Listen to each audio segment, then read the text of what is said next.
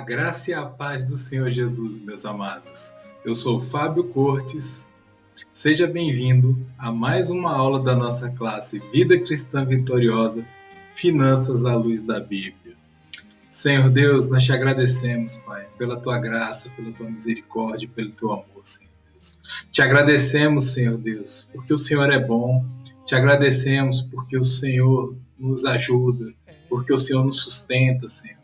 Pai amado, que nesta aula de hoje possamos aprender a Tua palavra, Senhor Deus. Possamos ouvir a Tua voz, que seja o Senhor falando e não o homem, Pai amado. Senhor Deus, te agradecemos, Pai, por tudo que o Senhor tem feito em nossas vidas, Senhor Deus. E cremos, Pai, que o Senhor tem nos livrado, Senhor Deus, de todo mal, Pai amado. Senhor Deus, abençoa, Senhor Deus, essa aula, esse curso, que tenhamos entendimento, Senhor Deus. Entendimento, discernimento, para fazer a Tua vontade, Senhor Deus, em nossas vidas. Em nome de Jesus. Amém. Glória a Deus, meus amados. Esse é o nosso curso, Finanças à Luz da Bíblia, da classe Vida Cristã Vitoriosa. Essa é a nossa aula 1. Na semana passada, nós tivemos a aula 0, que foi uma aula que nós falamos sobre teologia da prosperidade. Aqui, o objetivo do nosso curso, da nossa aula, que é mostrar a existência de princípios na palavra de Deus que, pela fé, se colocados em prática, promovem a prosperidade e a estabilidade financeira da família. Esse é o objetivo que nós temos aqui, mostrar que a Bíblia também nos ensina como devemos tratar o dinheiro e as finanças na nossa vida. Amém, meus queridos? Vamos fazer uma recapitulação, vamos fazer uma revisão do que nós vimos na aula passada. A teologia da prosperidade surgiu em 1890, ela também é chamada de confissão positiva, que significa trazer à existência o que confessamos com a nossa boca. Muitas vezes nós não conseguimos enxergar problemas na teologia da prosperidade, mas é porque ela não nega verdades básicas do Evangelho. Contudo, parte de uma verdade para concluir mentiras. Então, pela teologia da prosperidade, você ficar doente, desempregado, passar por problemas financeiros, dificuldades da vida cotidiana, seria sinal de falta de fé ou de pecado. E nós mostramos também que eles têm uma visão contratual das Escrituras, né? Onde a palavra ela estabeleceria, na verdade, um contrato entre o homem e Deus, gerando direitos e obrigações para ambas as partes, né? E nós vimos que Deus ele é soberano. Deus ele pode fazer o que ele quiser. Não existe essa visão contratual, não existe um contrato entre as partes. Deus ele vai fazer o que é melhor para as nossas vidas, melhor para os seus servos, ainda que neste momento a gente não entenda o que é. Falamos também que nós devemos ser como os crentes de Bereia. O que os crentes de Bereia faziam? Eles iam ali na palavra, eles iam na escritura e eles checavam tudo que era dito com a palavra de Deus, eles checavam ali nas escrituras o que era ensinado, eles iam na Bíblia e procuravam ali se o que estava sendo ensinado, se o que estava sendo dito estava de acordo com o que estava escrito na palavra de Deus. Nós devemos ser assim, nós não devemos acreditar em tudo que nos é dito e é ensinado por quem quer que seja.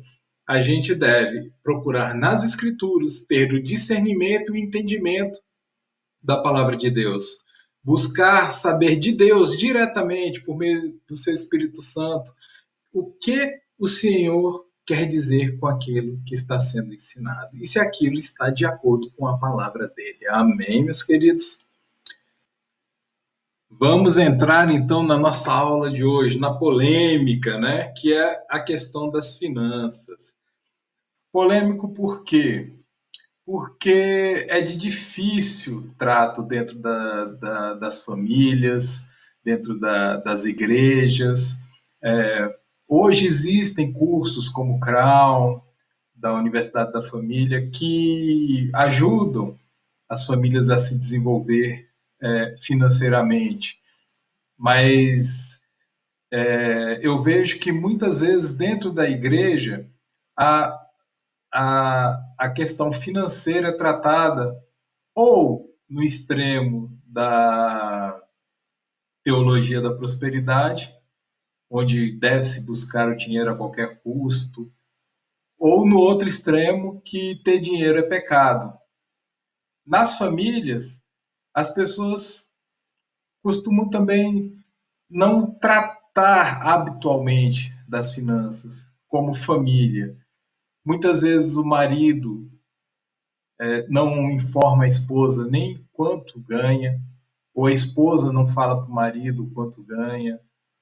As finanças são tratadas de forma individualizada entre marido e mulher e não de forma coletiva. Não é tratada de forma saudável, em união. Num casamento, o casamento, as finanças também estão casadas. Então, nós também temos que ter essa união financeira também.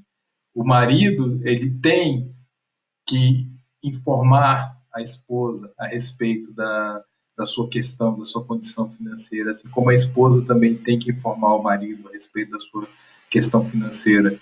Como dois andarão juntos se não houver acordo? O acordo ele inclui as finanças. Os gastos, eles devem ser discutidos, eles devem ser o planejamento financeiro da família tem que ser feito em conjunto. Marido e mulher devem andar em acordo, em harmonia. O dinheiro, ele não pode ser visto como uma coisa ruim ou boa. O dinheiro, ele é uma ferramenta, ele é um instrumento, ele é neutro. Ele não tem a capacidade de ser bom ou ruim. A Bíblia diz que o amor ao dinheiro é a raiz de todos os males, mas o dinheiro em si, ele é um instrumento, ele é uma ferramenta, ele é um meio para se atingir objetivos. Então, o amor ao dinheiro é que é a raiz de todos os males, e não o dinheiro. Começaremos a tratar especificamente do tema finanças à luz da Bíblia, a partir de agora. Qual a importância desse assunto para o cristão? O que vocês acham? Ele é relevante? Deus se importa com as minhas finanças? Deus se importa com essa questão? O que vocês acham? Da leitura que vocês fazem da Bíblia, quem já leu a Bíblia toda, como que essa questão de finanças e dinheiro é tratada dentro da palavra de Deus? Temos ouvido o Senhor sobre como gerir os nossos recursos financeiros?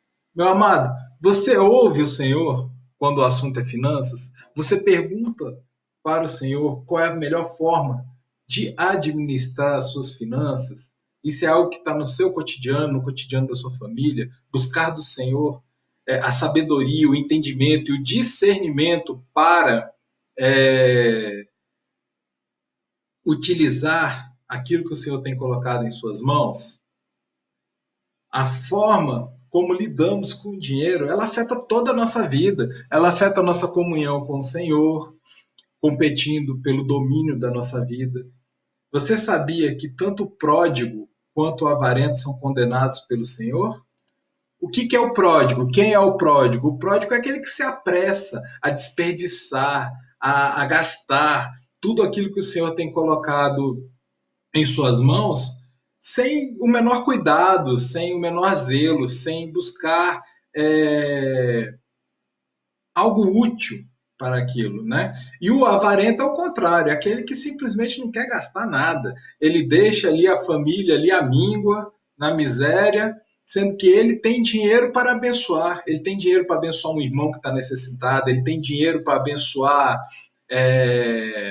a obra de Deus, ele tem dinheiro para abençoar sua casa, sua família, sua esposa, os seus filhos, e mesmo assim ele não faz. Ele é incapaz de pegar e levar a esposa para um jantar, é incapaz de pegar os filhos e ir para o cinema assistir alguma coisa, isso para dizer o mínimo. Então, assim, a avareza também é condenada pelas escrituras, né? A nossa vida familiar,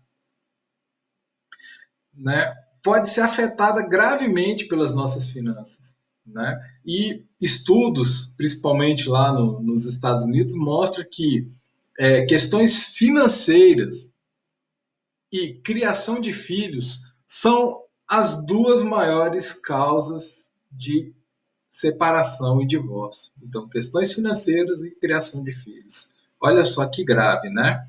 Toda a nossa vida pode ser afetada por isso. Olha só, esse assunto é tão relevante dentro das Escrituras que existem cerca de 2.350 versículos que tratam sobre dinheiro e bens, incluindo 16 parábolas anunciadas por Jesus. Olha só, se esse assunto não fosse importante, ele não fosse relevante, ele não seria tratado dentro das Escrituras, ele não teria sido abordado por Cristo, né? Então, eu creio que não tem a menor dúvida que o Senhor quer que nós saibamos utilizar aquilo que Ele tem colocado em nossas mãos. Amém? Ele quer que a gente saiba disso, porque quanto mais a gente souber, quanto mais a gente buscar entendimento, discernimento, mais Ele vai poder fazer por nós e mais úteis seremos nas mãos dele. Amém? Então, como fazer para termos uma vida cristã vitoriosa em nossas finanças? O que vocês acham? O que devemos fazer? Aqui em casa, nós estamos fazendo um estudo do livro de Provérbios. Provérbios tem 31 capítulos. Ou seja, todo mês, se você estudar um capítulo por dia, nos meses que tiverem 30 dias, você lê dois no final, você pode estudar todo o livro de Provérbios 12 vezes no ano. Olha só que maravilha. Esse estudo nosso, Vida Cristã Vitoriosa, dava para ser feito todinho só dentro do livro de Provérbios.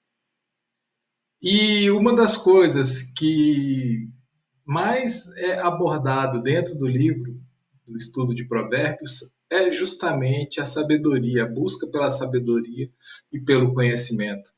Aí eu te pergunto, essa sabedoria, esse conhecimento, ele é em relação a quê?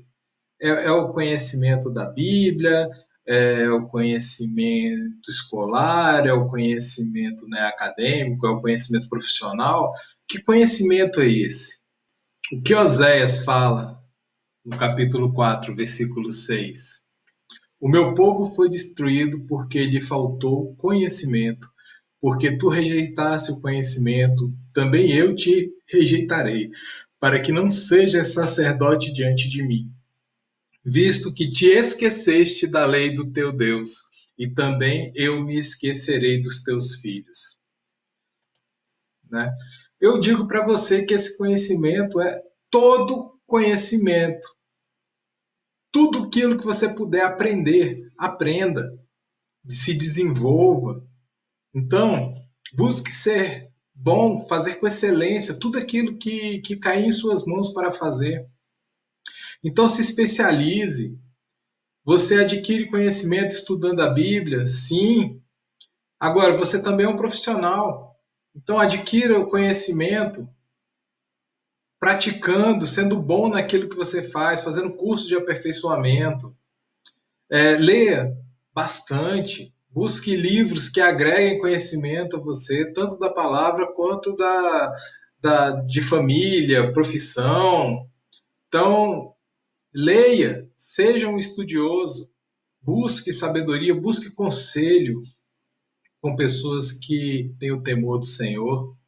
Estude a palavra de Deus, busque conhecimento dentro da palavra de Deus. A palavra de Deus nos alerta a respeito de tudo, praticamente tudo que a gente precisa para ter uma vida satisfatória está ali dentro da palavra de Deus. Aliás, tudo está lá, né? Então, leia a respeito dos livros da Bíblia, né? Faça cursos, mas cursos em todas as áreas, inclusive na sua área profissional. Converse com pessoas que você confia e que têm objetivos semelhantes ao seu. Seja um profissional de excelência, né? Fazendo isso, a gente vai evoluir pessoalmente, profissionalmente.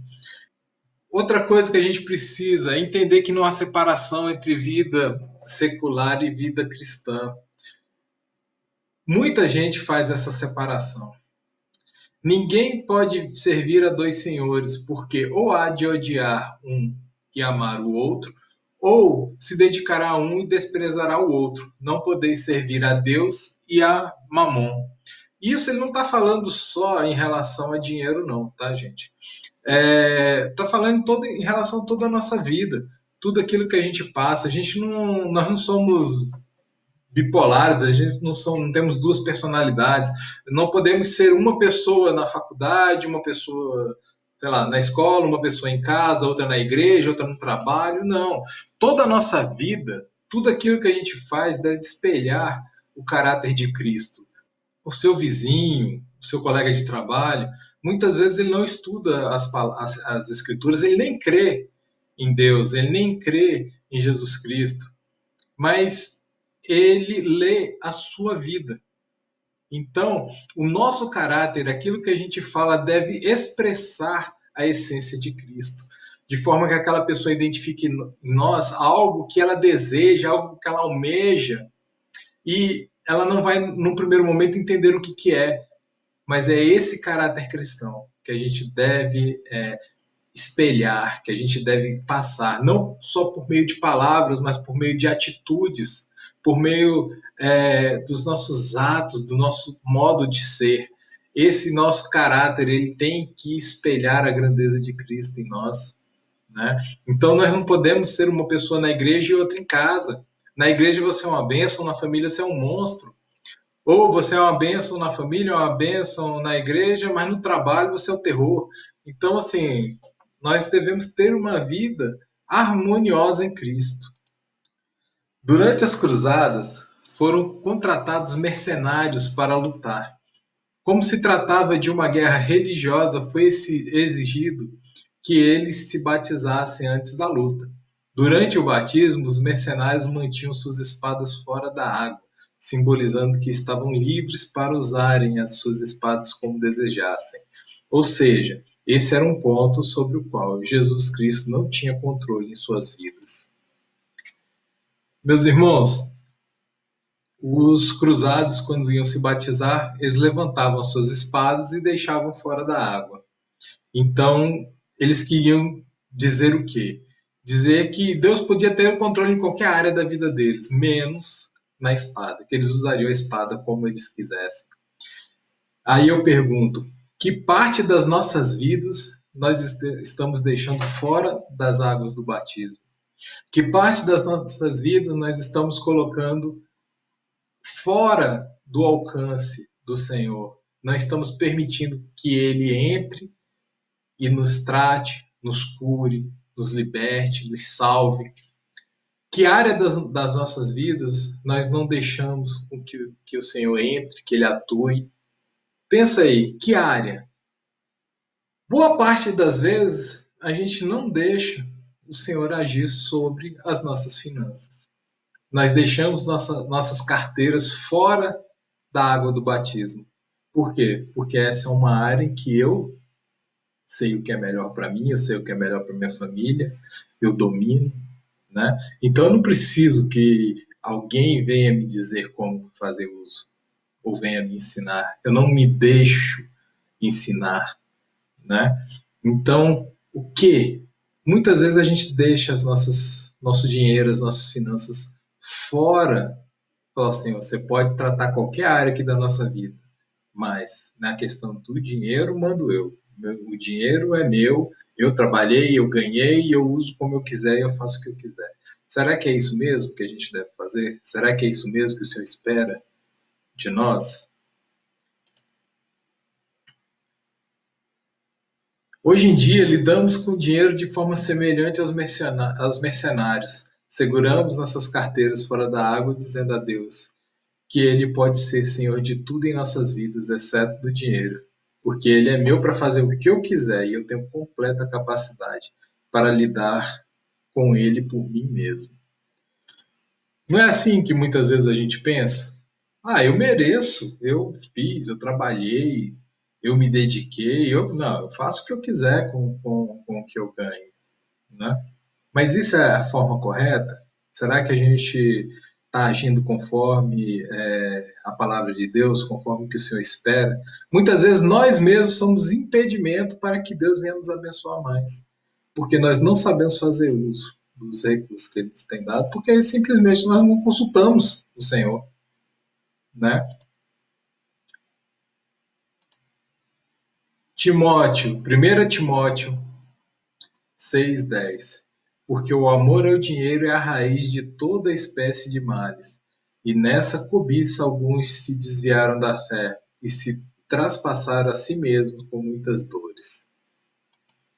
Observe aí, o amor ao dinheiro, não é o dinheiro. Como eu já falei hoje, o dinheiro ele é um elemento neutro. Tá? Ele é uma ferramenta, ele é um instrumento, né, para você conquistar, para você utilizar para adquirir outro fim, né? O dinheiro por si só ele não te traz nada. Então, se você pegar, colocar R$ 100 em cima de uma mesa, ele é R$ 100. Você vai usar para quê? Você não pode comer, você não pode fazer um bolo, não pode fazer um suco, não pode. Ele não serve para nada. Você não pendura ele na parede. O dinheiro em si ele é neutro, ele é um meio, né? Ele não é o fim em si mesmo. Então, o amor ao dinheiro é que é a raiz de todos os males. E aí a pergunta que não quer calar é: onde está o seu coração? Se o seu coração está simplesmente no dinheiro, pelo dinheiro, né? Aí nós temos um problema, né? Porque o amor ao dinheiro é condenado. Agora, o dinheiro em si ele é uma ferramenta. O dinheiro você pode usar para comprar uma cesta básica para ajudar um irmão que está necessitado, você pode ajudar a comprar uma cadeira lá para a igreja, você pode usar para levar os seus filhos para uma viagem, a sua família, a sua esposa, seus filhos para um passeio, para um jantar. Ele é meio para trazer bênção para dentro da sua casa, tá? Agora, o dinheiro por si só, ele não é nada, né? Ele não te traz carinho, ele não te traz amor e satisfação também não. Então ele é meio para você adquirir bênçãos, né? Para você fazer coisas que são agradáveis a você e ao Senhor. Amém?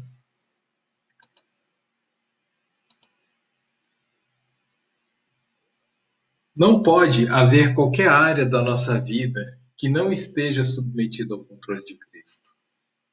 Então não podemos deixar nada, nada, nada fora do controle de Cristo nas nossas vidas. Nossos relacionamentos, os nossos sentimentos, as nossas vontades, o nosso entendimento, as nossas finanças, tudo, nosso trabalho, tudo na nossa vida tem que espelhar o melhor de Cristo, o caráter de Cristo para as nossas vidas. Amém, meus queridos?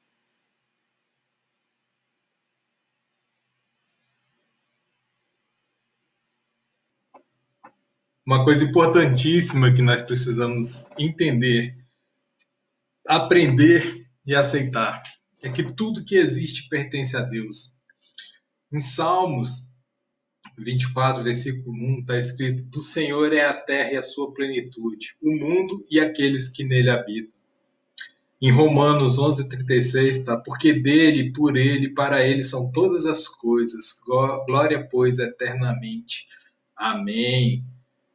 Meus amados, a gente precisa entender e aceitar que tudo que existe, toda a criação, foi feita por Deus, foi feita por Ele e para a sua honra e glória. Não tem nada que seja nosso, nada que tenha sido feito por nós mesmos, não existe isso. Todo conhecimento nos foi dado, tudo que nós temos nos é dado, nos é permitido.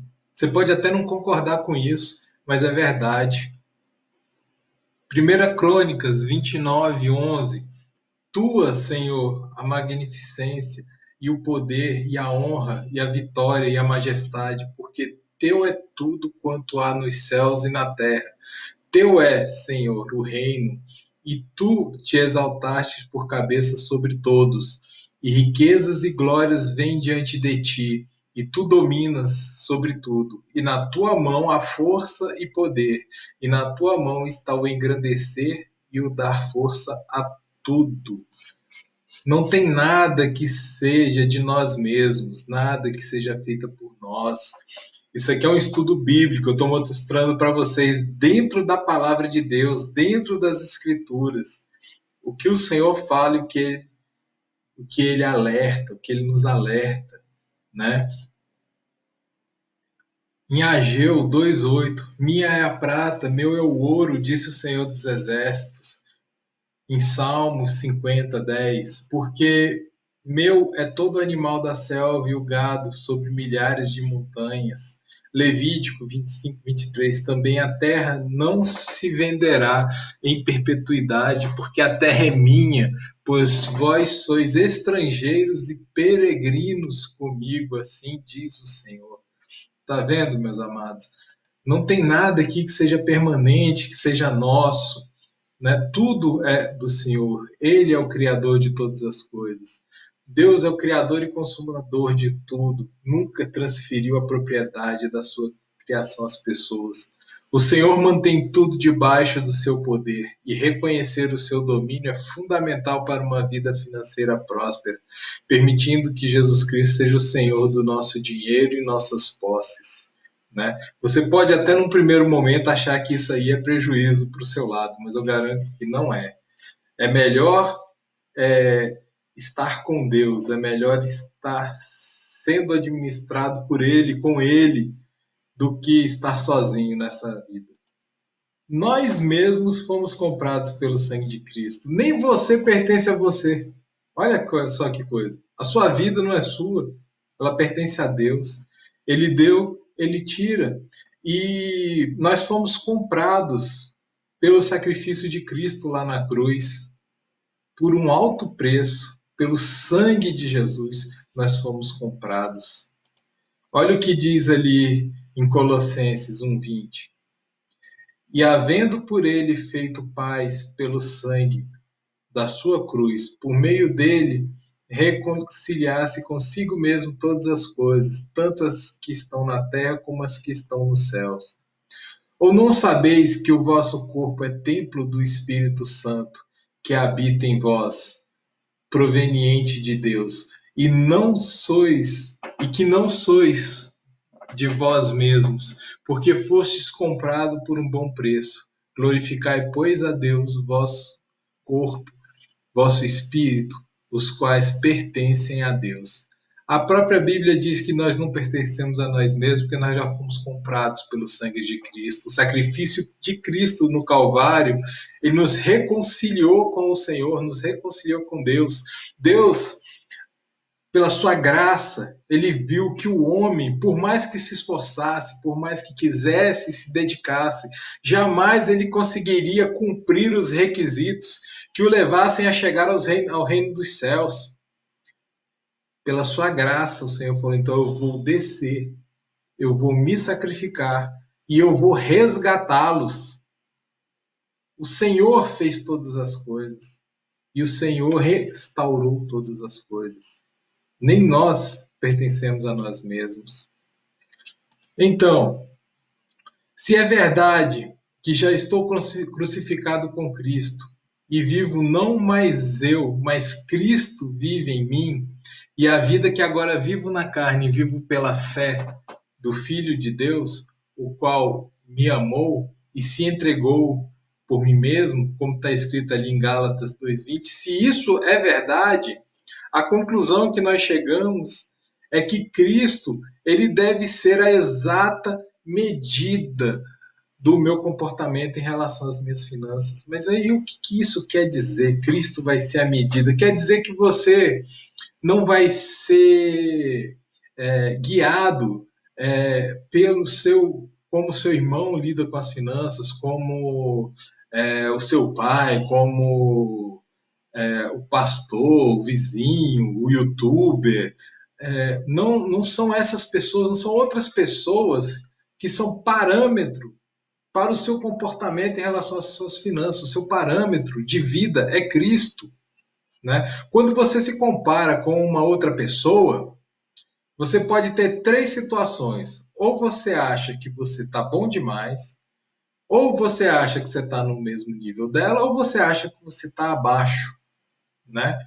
Agora, quando você se compara com Cristo, quando Cristo é o seu parâmetro, você sempre tem que melhorar, porque você sempre está abaixo. Você nunca vai ser melhor. Você nunca vai estar acima dele. Então, o teu parâmetro de vida é Cristo. O caráter que você tem que espelhar é o caráter de Cristo. Alcançar o caráter de Cristo. Não é o caráter do ator, do vizinho, do autor do livro que você gosta. Não. É Cristo. Porque aí você sempre vai ter que crescer, você sempre vai ter que evoluir, você vai ter sempre que se tornar melhor. Amanhã você tem que ser uma pessoa melhor do que você é hoje e depois uma pessoa melhor ainda. A cada dia você tem que se tornar uma pessoa melhor e isso tem que refletir em todas as áreas da sua vida. Todas as áreas da sua vida. A cada dia tem que ser melhor. Por quê? Porque você está se esforçando para se tornar uma pessoa melhor. Você vai ser um inconformado. Você não vai aceitar menos do que você pode, que é se aproximar de Cristo. Amém, meus amados? Já está claro que tudo pertence a Deus. Então, qual é o nosso papel nessa história? Nós somos mordomos, administradores dos bens de Deus na terra. Cada um de nós é responsável pela gestão de um pedaço dessa riqueza e devemos ser diligentes, porque prestaremos contas a Deus. Você já parou para pensar nisso? Que você é um mordomo das, da, da propriedade de Deus aqui na terra? Deus, ele dá uma porção a cada um. Como você gere, como você administra essa porção, você vai prestar conta diante de Deus. Você vai prestar conta de cada desperdício, você vai prestar conta de cada futilidade, de tudo que você fez com que o Senhor colocou em suas mãos aqui na terra. Tudo você vai ter que prestar contas a Deus. E isso é de tremer e temer. Chegar diante de Deus e ele falar: olha, não viste lá meu servo passando necessidade? O que você fez a respeito disso? Não estava a teu alcance abençoá-lo? E a sua família, e o seu filho? Por que você foi avarento? Por que você não cuidou da sua esposa como Cristo cuida da igreja? Por quê? Né? Todas essas coisas serão colocadas diante de nós. A partir do momento em que reconhecemos Deus como Senhor e dono de tudo, todas as decisões de gastos passam a ser espirituais. Ó Senhor, o que queres que eu faça com o seu dinheiro? Lembra que no começo a gente falou que não tem separação entre vida secular e vida espiritual? Isso é em todas as áreas e é uma conclusão lógica que nas finanças não pode ser diferente. Né? Toda decisão que você toma, ela tem que ser uma decisão que reflita o seu compromisso com Cristo. Né? Então, é natural que à medida que vamos avançando em conhecimento e sabedoria diante do Senhor, que a gente busque do Senhor o que devemos ou não fazer com aquilo que Ele tem colocado em nossas mãos. E aí, como estamos até agora? Tá tudo bem? Né? Quando a gente descobre que tudo que nós temos é do Senhor e pertence a Ele, e nós começamos a imaginar e a ver o que a gente tem feito com o que o Senhor tem nos dado, se a gente tem desperdiçado, se a gente tem sido egoísta, mesquinho.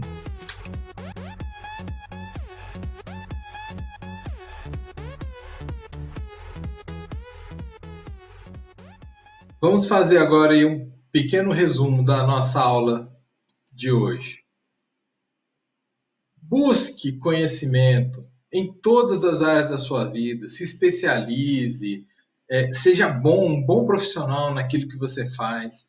Entenda que não há uma separação entre vida secular e a vida cristã, a vida espiritual. E principalmente, lembre, tudo que existe pertence a Deus. Tudo que existe pertence a Deus. Não tem nada que nós temos que não nos tenha sido dado pela graça e misericórdia do Senhor, né?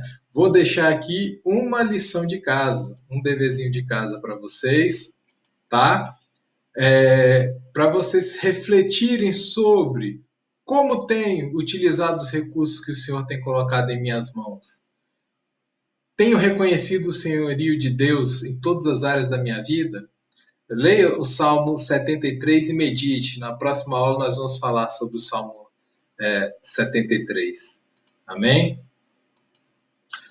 Aí, meus queridos, Deus abençoe, tá? Vamos fazer uma oração, encerrando aqui esse nosso período de estudo. Espero que tenha sido bastante proveitoso. Senhor Deus, nós te agradecemos, Pai, pela oportunidade de estudar e aprender a Tua Palavra. Senhor Deus, venha abençoar, Senhor Deus, as nossas vidas, Pai. Ajuda-nos a entender o Teu propósito, Senhor Deus. Ajuda-nos, Senhor Deus, a utilizar bem, Senhor Deus, o que o Senhor tem colocado em nossas mãos, Pai amado. Te agradecemos por tudo que o Senhor tem feito em nossas vidas, Pai. Em nome de Jesus. Amém. Por hoje é só, pessoal. Deus abençoe. Seja o teu nome, venha a nós. Olha, eu preciso confessar uma coisa para vocês.